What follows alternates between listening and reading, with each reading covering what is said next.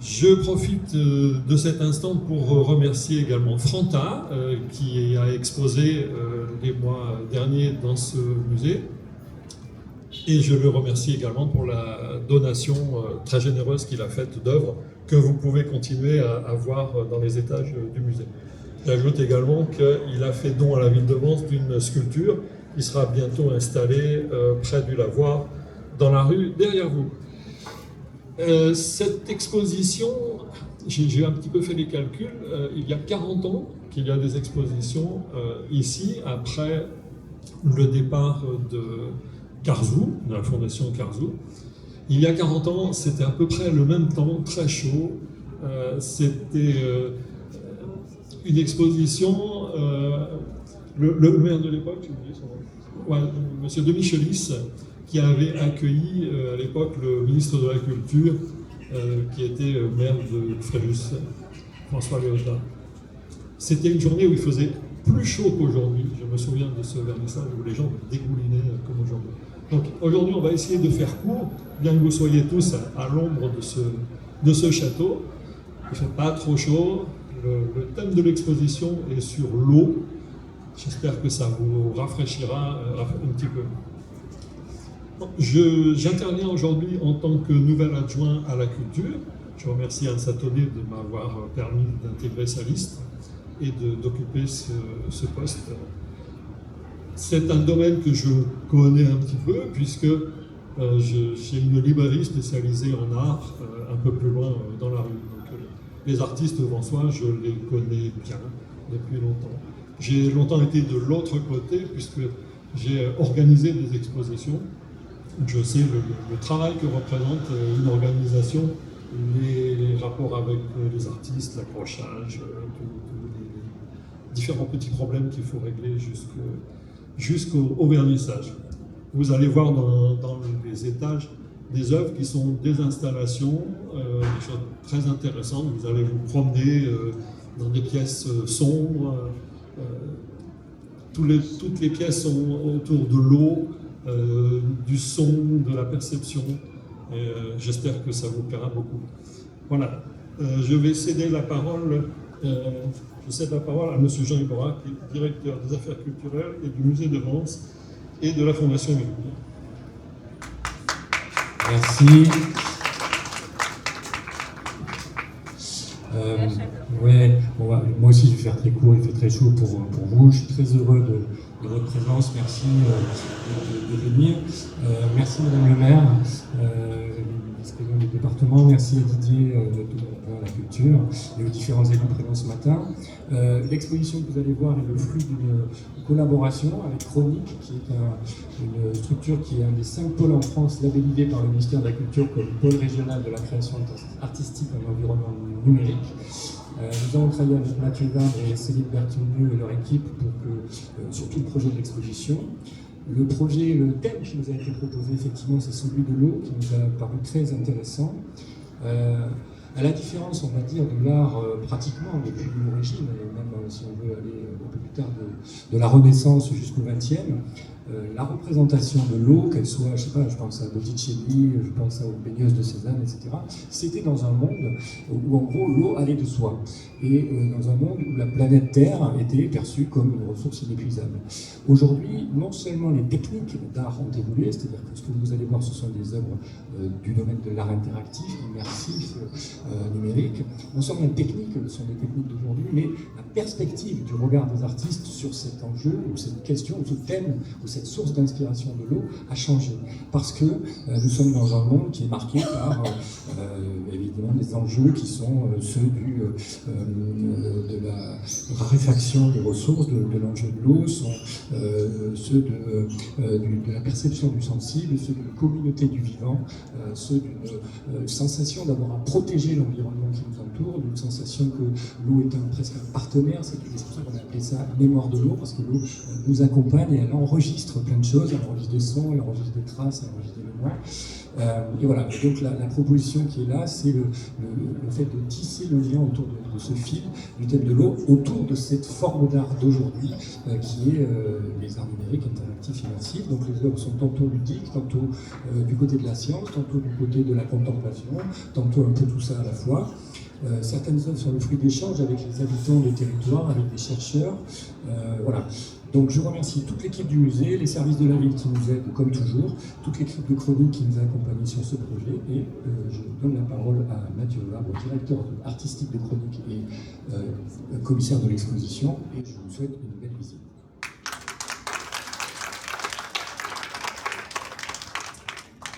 Bonjour à tous. Je voudrais d'abord remercier le musée de Lens, Madame le maire, Monsieur l'adjoint, pour ce partenariat autour de cette exposition, comme le rappelait Jean, qui est le fruit d'un partenariat. Merci au musée, merci à Jean, à Cédric pour leur confiance, leur engagement, la qualité du travail que nous avons réalisé depuis ces derniers mois.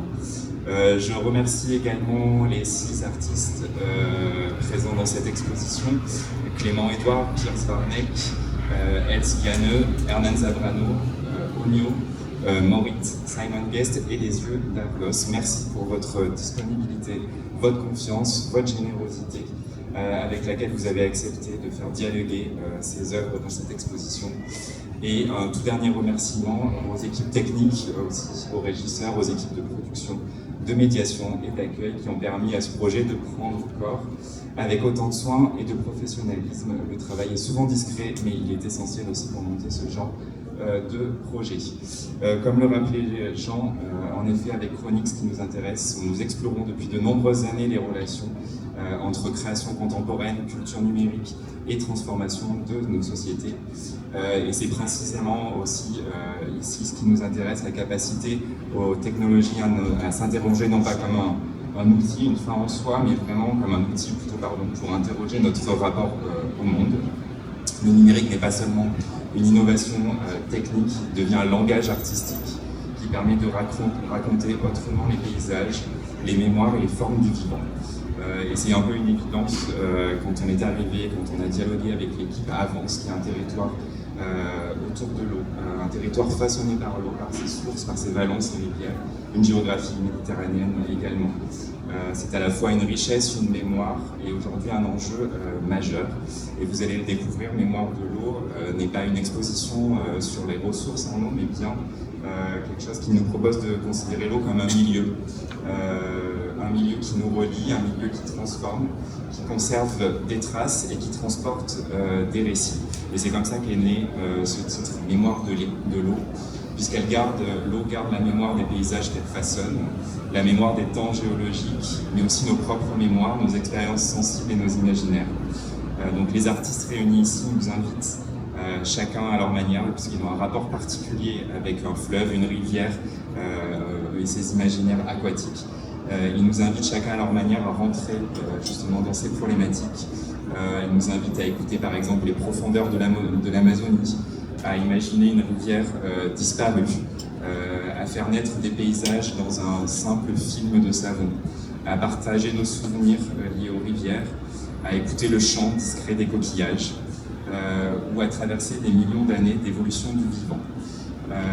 Donc c'est une manière, toutes ces œuvres, de rendre perceptible ce qui nous échappe habituellement. Et le numérique ici, il joue un rôle essentiel, mais il ne remplace jamais la nature. Il agit comme un médiateur. Il nous aide à écouter autrement, à voir autrement et à ressentir autrement. Et je crois que c'est peut-être cela que cette exposition nous propose, à une époque où tout s'accélère. Elle nous invite à ralentir, à retrouver une forme d'attention au monde, à prendre le temps d'observer, d'écouter et peut-être de redécouvrir que les paysages ne sont pas seulement ceux que nous regardons, mais ceux avec quoi nous vivons. Donc je vous souhaite une très belle découverte des Mémoires de l'eau et encore merci.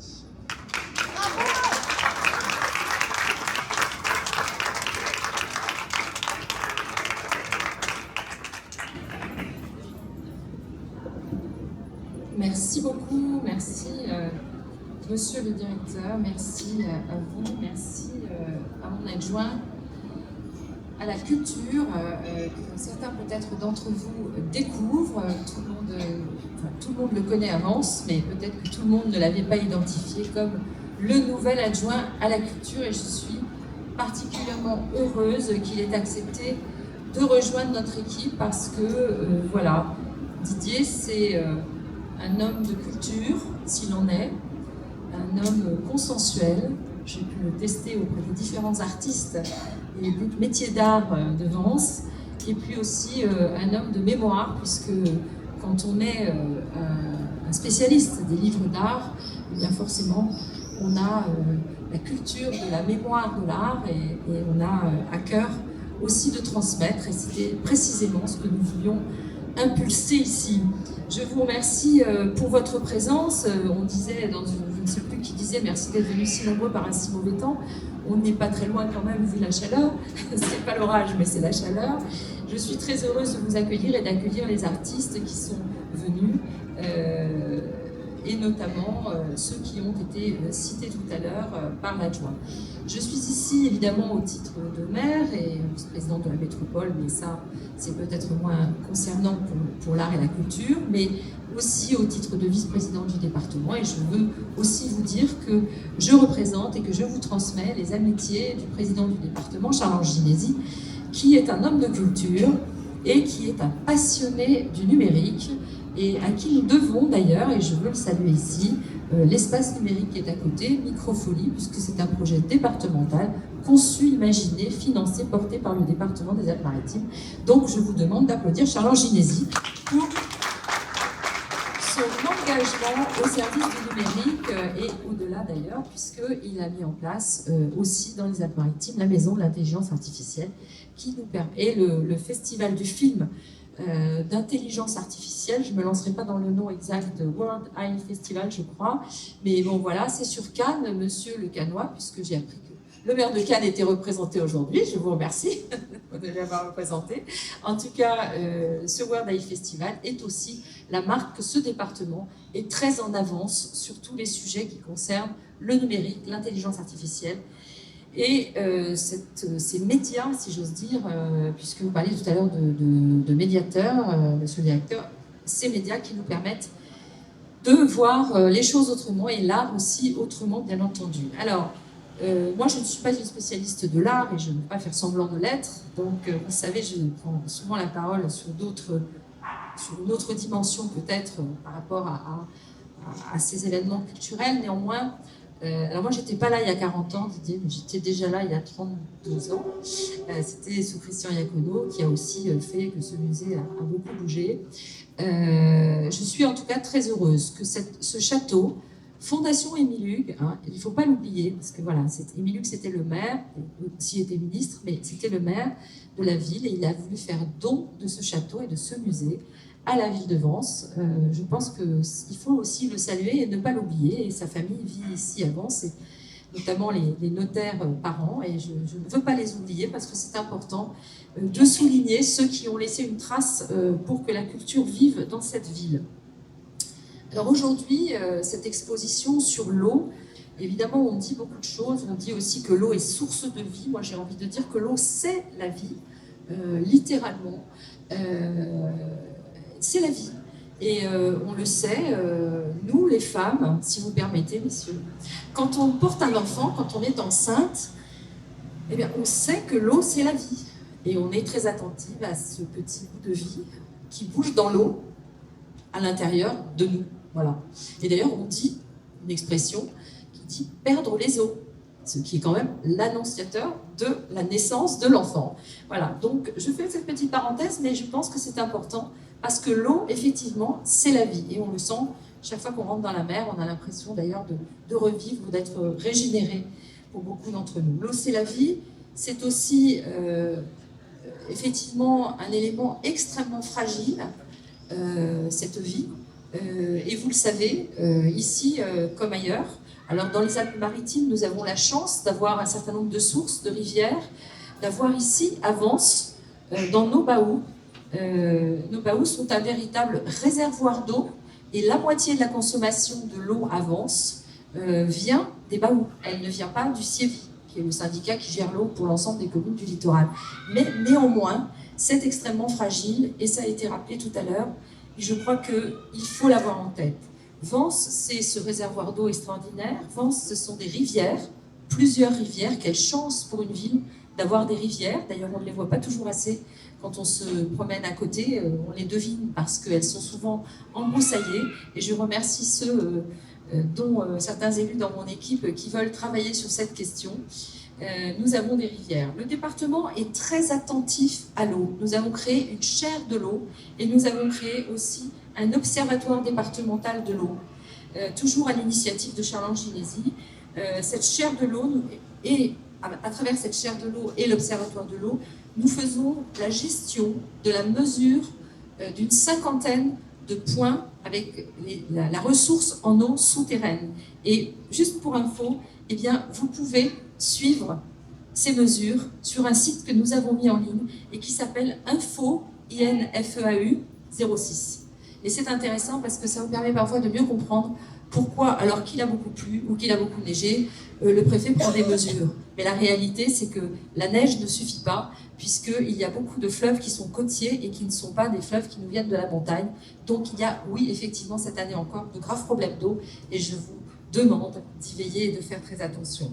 Alors, nous faisons également avec le département le diagnostic de tous les canaux d'irrigation. Avec la Chambre d'agriculture, on a mis en place ce traitement pour essayer d'analyser les fuites dans les canaux d'irrigation de nos cultures. Vous voyez, nous avons donc un vrai souci de l'eau dans ce département et je me permets à travers ce moment de vous en parler aussi puisqu'il fait très chaud et que c'est d'actualité.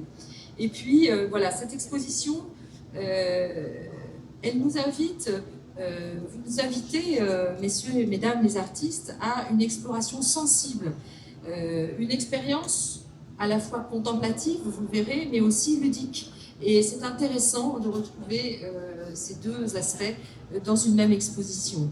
Et puis, comme je le disais, l'eau, c'est effectivement la vie, mais aussi une source d'inspiration artistique. Et Didier, je crois, l'a dit avant moi, ou Jean, je ne sais plus, l'un de vous deux l'a dit, un certain nombre d'artistes ont déjà bien sûr de toujours travaillé sur l'eau. La toute première idée qui m'est venue, c'était que finalement, après la naissance, vous allez dire, elle est monomaniaque, après la naissance, parfois, il y a le baptême. Et les premières œuvres d'art, finalement, eh bien, c'était les baptistères, avec l'eau, toujours. Et nous avons ici, à Vence, découvert, mis à jour des fouilles archéologiques extraordinaires lors de travaux qui avaient été engagés par l'équipe précédente sur des halles, qui ne sont pas des halles très anciennes, mais qui avaient besoin d'être rénovées. Et bien, en faisant ces fouilles archéologiques, eh bien, nous avons mis à jour, pour certains d'entre vous qui ne le savent pas, des éléments d'une cathédrale du 4e, 5e siècle. Tout n'est pas encore complètement définitif au point de vue datation. En tout cas, en état absolument intégral, un baptistère de cette époque, et je crois que c'est vraiment une très belle œuvre d'art qui est liée à l'eau. Voilà, merci de nous permettre, à travers cette expérience artistique et immersive, de partager ensemble non seulement l'art, mais aussi bien entendu la culture et les nouvelles formes de culture. On rejoint avec impatience la visite de l'exposition. Merci.